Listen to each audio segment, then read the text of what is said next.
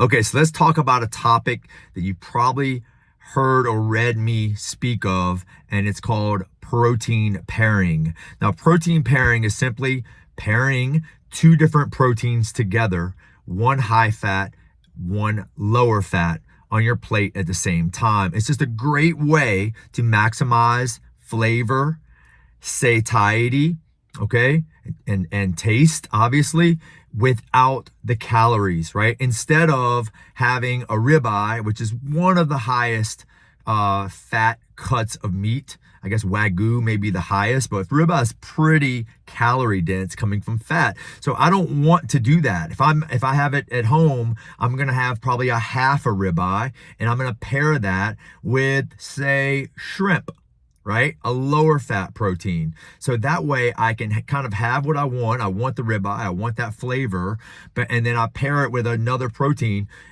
which allows me to maximize satiety without the calories, right? And you can do that with, here's a list. I do it with steak and shrimp.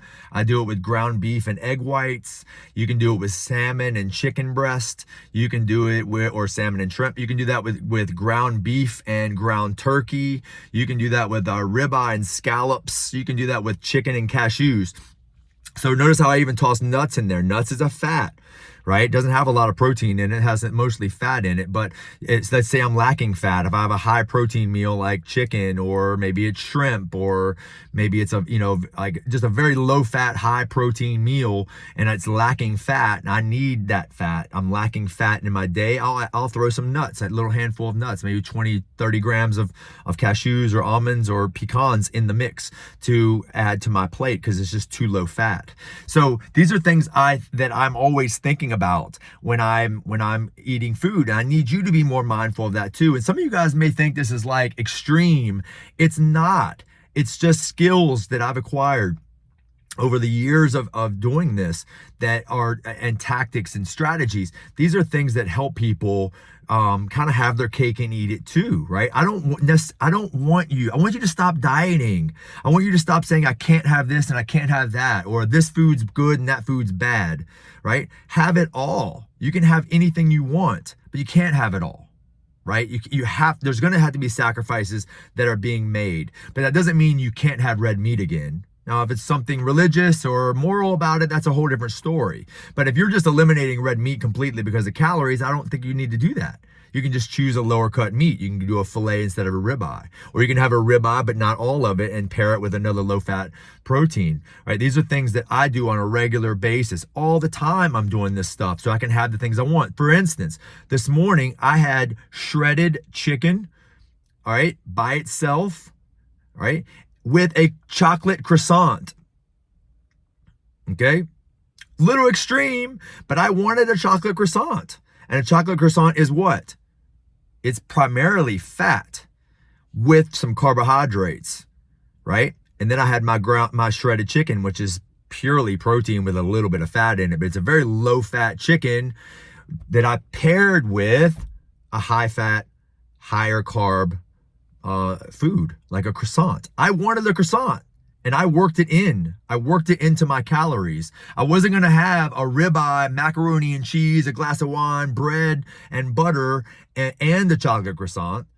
That's how people get in trouble. You're not being mindful then. I need you to know what you're eating, know what it is, so you can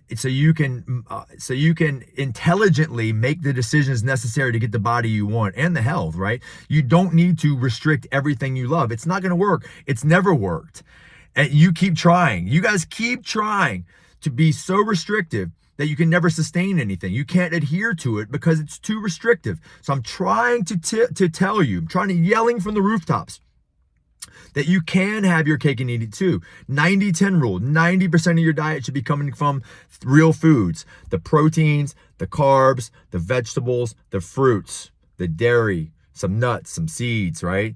Perimeter of the store stuff, foods that have no more than one ingredient, foods that's closest to its natural state, foods that don't come in a box. You can still have things that come in a box too, but you need to watch the portion size. These are things people are not paying attention to. But anyway, that's another conversation. Today's concept is about protein pairing. It's about getting the satiety without the calories, getting the flavor and getting the what you want out of a meal. You want it to taste really good, but without all the calories. And you do that by pairing a higher fat protein with a lower fat protein, and then adding your vegetable in the mix, and then maybe even adding a white rice or a brown rice or a carb in the mix, depending on the type of carbs that you need in your diet to support your output. That's it. Protein pairing 101, baby. It's a superpower. I want you to have this knowledge. It's a skill that's going to help you get the body you're dreaming of. I promise. See you next time.